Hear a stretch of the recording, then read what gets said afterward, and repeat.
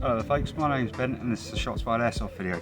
Now today I've got a bit of a different video for you because I'm actually presently under isolation after receiving a notification through the Track and Trace app. My work has been, there's been an outbreak in my work, someone tested positive. So I'm at home for 8 days. This has kind of scuppered a few plans that I had in terms of wanting to make videos on firing footage of certain things. However, I have been working on a video for a little while now, and I feel like I've got enough footage to make it interesting even without the firing footage. And that is the modification of this CM.132s that you've seen on the channel before. We reviewed this a little while ago, and there was a comment on it asking to see it worked over, so to speak. So we've kind of taken that under consideration, started looking around to see what we could get, and this is kind of the result. So this video is going to be going over front to back what was done to this, and also how you can make your standard gun a lot better very, very easily. So without further ado, let's have a look down at the table and we'll get into what I've done to this pistol. Okay, so first of all, just going to have a little look at the accessories that I've sourced for this pistol. There will be a standalone video coming up on this soon, but we have a HD138 mini launcher made by HFC, which is essentially 40 BBs, roughly 200 FPS, and fires on the pull of the big trigger on the back. And then it resets like that. Obviously you fill in through the front, green gas goes in the side.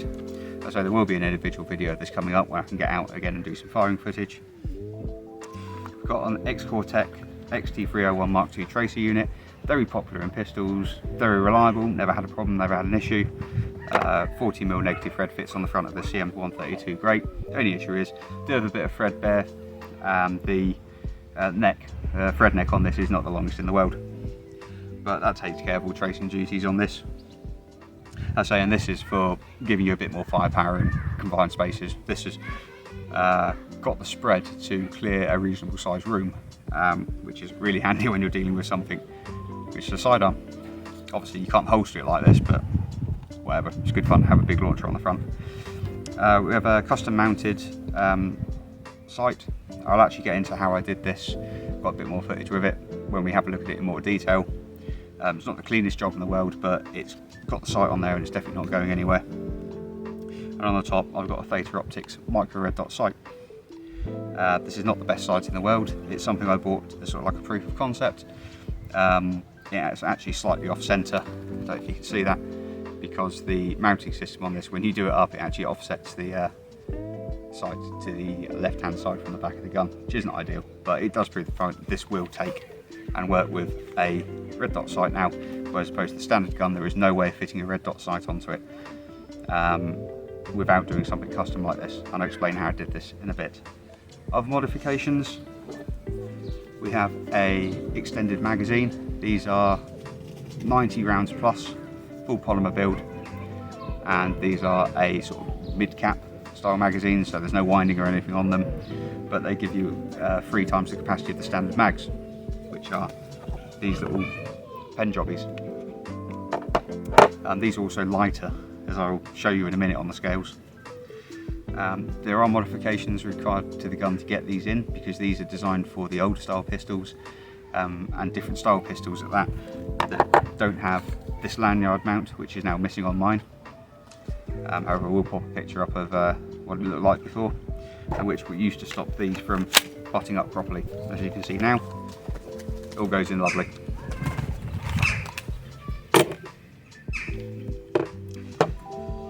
So that's pretty much it for external modifications. Now there are 3 main modifications to this pistol internally, and we've got battery. So this is your stock battery. This is like a no-name brand, probably 1520C-ish 7.4 LiPo that comes with the gun. A lot of people would assume that, oh yeah, okay, yeah, it comes with a LiPo, I don't need to touch that. This is a dog awful LiPo. Pretty much any gun that comes with a LiPo is going to be bad. So I have 2 options here for LiPos. The less recommended one is the Turnkey Nanotech, which is a 300 mAh 2S 35 to 70C 7.4 volt LiPo, and the one that I would recommend is the GNB Flight Power LiPo, and this is out of like a tiny racing drone like all these drones that require massive bursts of amperage for 4 motors to propel them to like 60-70 miles an hour. This is a 450 milliamp hour battery, which is only about 50 to 100.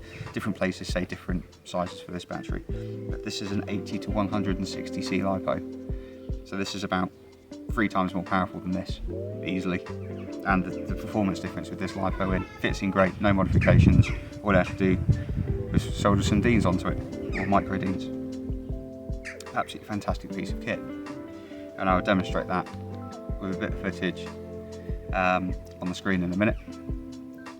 As you can see, on a standard gun, you are looking at about 13.8 rounds a second, just under 14 rounds a second, and now it is 15.8, so close to the 16 rounds a second. So that's 2 rounds a second we've picked up just from putting a better quality same voltage LiPo in, and that's without any other modifications to the gun. So if you have one of these, I recommend you go out and buy one of these LiPos to run in it, maybe 2. This is a £9 upgrade, and it makes the gun that much more snappy and responsive without overpowering it. So no 11.1 here, just a 7.4, 2 rounds a second extra just from the battery swap. This is also better performance, although it's only a 300 milliamp hour, so it isn't going to last as long. However, these are even cheaper. These are about £6, I think, and they're still better than the standard battery by a long chalk. Just to give a little bit of extra info on LiPos, if you're not quite sure how LiPos work and how they're rated, you have a C rating, and the C is how many times more than their rated capacity can they output on both a continuous and a burst rating. So this G&V battery has a continuous of 80C, which means that at 450 amp hours, milliamp hours, you're going to get, well, it's 4.5 amps per 10. So it's close to 70 amps they reckon that this can put out. This at a 500 with 20C is closer to 40 amps, so this battery is, sort of twice, and that's a guess. This is probably closer realistically to a 15, maybe 10C battery. The reason I say that is because if you put this in, there should not be that much of a performance jump to this battery, but there is.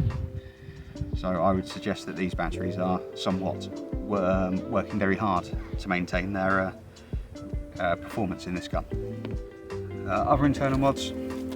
The main reason that I wanted to find an upgraded battery that would swing a faster rounds per second is because I wanted to put a better spring in it. Now this is the standard spring, however the spring that we replaced is from Eagle 6 Airsoft parts, and it's an M75 upgrade spring. There is an M80 spring, however that's putting a lot of strain on things inside the gun, makes it very difficult to get back together as well, because it's even longer and harder than the M75 I put in. And which, while I'm talking, obviously I put up a little thing of how deep you have to go to install the spring in an AEP. These are not easy to work on, unfortunately. And this is a Tokyo Marui spring upgrade, essentially, but any Tokyo Marui parts will pretty much fit in these. There's very few things that won't. I'm not sure what they are off the top of my head. If you do find them, maybe list them in the thing bottom in case anyone else is looking to do an upgrade on this. But yeah, very difficult to get the gearbox open, very difficult to get it back together. Getting it out isn't such an issue. But anyway, we're now firing at about 240 FPS with a 0.2, so that's up from 202, 203 with the standard spring in, which means that my main aim for this gun was to get it firing a 0.25 as well as it fired a 0.2. And we're on about 195 to 200 FPS with a 0.25 gram BB, which is brilliant because it means I only have to take one set of BBs to CQB with me. And also at 0.25 it's going to be more accurate, and it's going to go just as far as the 0.2, perhaps further. So I'm well happy with the power upgrade. Didn't break the gun while I was doing that. I actually broke the gun whilst I was upgrading the hop-up rubber, and this is the partial. It now has a Laylax 9-ball hop-up rubber in it, which is what was recommended on the Eagle 6 site. So obviously a nice purple coloured one in there. Now it all went very smooth. I had a 2-hour struggle with the gearbox getting it back together. That went back together and worked, it cycled. So I thought, okay, yeah, nice and easy, swap the hop rubber.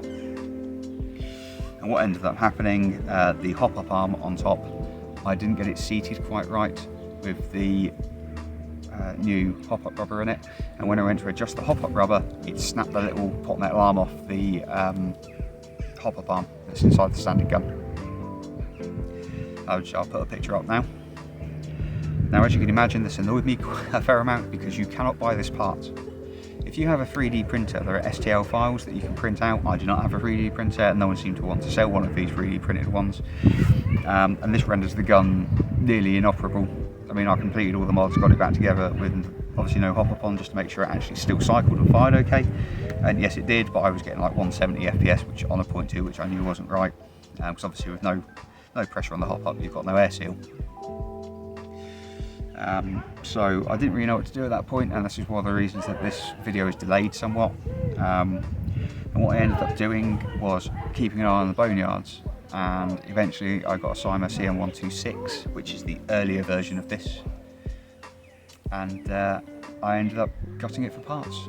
It was not cycling correctly, all this sort of stuff. However, when it did fire, it was firing at about 210 FPS, which is indicative of actually quite a healthy firing system. In one of these, they're usually about 200. So I bought that for about 30 quid. I've now got a whole pistol in spares. So okay, yes, things are certain bits are different, but there's things like the actual trigger itself and all that sort of stuff is very similar. I also actually harvested a spring, which I have taken this apart before to see how difficult it would be to modify, and actually dropped a spring through the gearbox and didn't realise, and I found it whilst I was doing this and it was mangled, so I've got that extra spring out of that extra gun, which was excellent. So having done all of that, I now have a fully operational pistol, fires at 240 FPS on a .2 or at 200 on a 0.25, which is exactly what I was hoping for. And I am yet to test accuracy with the 9mm hop-up rubber, but given the quality of the standard hop-up rubber, I'm probably expecting it to be a bit better. Okay, so I'm just going to show you the sight mount. Just pop this off. Obviously everything comes off with the slide on this because the barrel's actually separate. It's just a mock-up sort of slide, being an AEP. Anyway, as you can see, it's got a mounted sight, runs down the centre. This is actually from a Tokyo Mirai, and it was completely shot in the dark, but I ordered the Tokyo Mirai sighted slide, which I knew wasn't going to fit on this gun directly, but I did know that it had this on it, and from the pictures I could see that it was actually a separate part that had been glued to the M93. So I'm just going to put some footage up on the screen. The way of separating these from the original slide without damaging them is to boil them. Any plastic that's glued to other bit of plastic, if you want the thing off without damaging it, boil it for about a minute in water. Don't let it touch the bottom of the pan because obviously it's very hot, it'll probably melt the plastic, but if you can hold it in and leave it there, once you get it out, the plastic's more malleable without being melted, so you're more likely to be able to separate these two without cracking it. And it also makes the glue weaker. Temperature is not glue's friend. So I was able to separate that from the TM, and then it was only a case of shaving a few bits of this to clear the extra barrel on this, because the TM, this bit's a bolt in, and it's actually shaped to accept this side mount. So once I'd done that, sat it down on the gun, a few dobs of glue, on it went, and it's very on there. You're not going to get it off easily. So well chuffed for that. Now have a red dot sighted Cyma CM.132s. There's probably not many of those in the world at the moment. Like I said, the only thing that's wrong with it is this sight has a terrible mounting system that means it moves over to one side once it's fitted. But aside from that, all looks quite good. Right, so as for weight of the finished weapon, it is now quite beefy. Set up in 0. On our scale with no mag but with the accessories added, it comes in at 905 grams, which is a lot for an electric pistol, especially considering I haven't got a battery in it. So if we pop one of the original metal mags in, that takes us up to 1008 grams, so we're over a kilo now for an AEP. That is pretty heavy. It does feel great in the hand though. And if we pop that out, and we pop the polymer mag in, we come in at 960, so we actually save 40 grams by going to the polymer mag. I'm guessing that would decrease a bit when they're full of BBs because this holds 3 times the amount, so a few more grams extra there, but nothing crazy. If we put the standard battery in, we go up to 996 grams, so the standard battery weighs about 30 grams. Nothing really drop in the ocean at this point. And the 450 mAh battery weighs 2 grams less, so slight weight saving. But all in all, with all the accessories on, you can expect one of these to be hitting around a kilo, which is quite heavy for an AEP. But it does feel nice in the hand. The weight's very spread out. Obviously, it's a lot of it's accessories, because this pistol is about 750 grams standard. So yeah, it's a nice pistol. I'm very much looking forward to using it at CQB. I actually had my first game the other day. Unfortunately, this still had the broken hop-up arm, so I couldn't use it. But next time this will definitely get an outing, and I might well take you with me for a bit of gameplay footage, because it was great to get out there. I also used the R36, the Army Armament R36 that was on the channel ages ago. That performed beautifully all night. It was great to use. Fantastic recoil, accurate as anything, and what a fantastic weapon for the money. The little modifications we made to it a little while ago, the nozzle spring and the hop-up bugging really sorted it out. And over that sort of range, sort of like 15-20 metre range, it is pinpoint accurate, or very near to pinpoint accurate for an airsoft gun. So I could not be happier with that. Again, can't wait to take this out. Just a disclaimer, I'm not an airsoft tech, so I get people in the comments saying, oh, you should have done this, you should have done that. Yeah, probably. This is an AEP, I've never worked on one before, and this is sort of my first kind of foray into doing things on them. I only broke it once, so you can't have too much of a go at me. Just going to move the camera around, have a bit of a face-to-face again. I'll tell you about a couple of other things, and then I'm going to round off the video till I can get some firing footage of this anyway. Okay. So that was sort of like a relatively brief overview, considering how many hours it took to figure this out. Mainly because of the gearbox being a pain to get in the arse to get back together with the spring, and the fiddling with the hop-up, trying to fix it after I broke it, and then giving in and waiting a week for another gun to turn up. Apart from that, pretty much covers it. I will get you some footage of this in gameplay, because I think it is going to be fantastic for what I use it for. Particularly with the launcher on the front, that's going to be a lot of fun. Where I play, we don't really operate a minimum engagement distance. The only rules are semi-auto only, which is a bit of a shame because this is still pretty rampant on full auto. But I say primarily it's just going to be fun to play with something that you kind of build and modify yourself. The other thing I'm really impressed with about this is just the feel of it. I mean, it's a cheaply made gun. It's a Cyma AEP, but the way it feels in the hand, especially with all this stuff on, it weights the pistol really nicely, and this really does feel good. Actually, one of the things I haven't done is pop the battery in. One of the other advantages of this GMB LiPo is that it actually fits in this gun a lot better than the standard battery does. So I can leave the MOSFET in there, pop this in, and rather than having the MOSFET kind of crammed down the side of the battery, this battery will actually fit on top of the MOSFET and still under the barrel. So I'll just show you. So if you connect it first, you push those connections underneath your battery, and then this LiPo will sit over the top. As long as you can get your balance connector out of the way, which I've managed to get caught in the gun.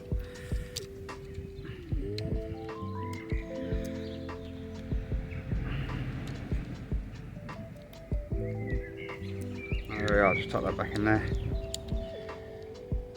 And that is how the upgrade battery sits, like that, which is actually better than the standard battery goes in there. And the MOSFET is underneath there. There's plenty of room, there's plenty of wiggle, no wires are strained. And like I say, you do get plenty of room. Sit that back on, and there you have it. Pull the mag out.